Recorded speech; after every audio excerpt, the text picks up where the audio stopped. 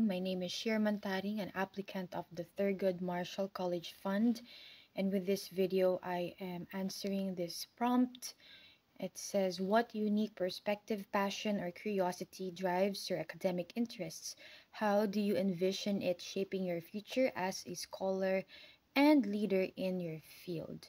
My perspective is a futuristic and a missionary perspective. The very reason behind my continuing education is to invest in my education for my future endeavors. Currently, I am working for a nonprofit organization, and I am an active worker.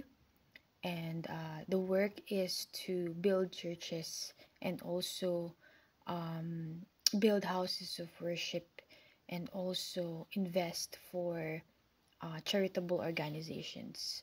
My education will help manage my these future establishments, and also um, will also boost the economic um, perspective or facet in my community.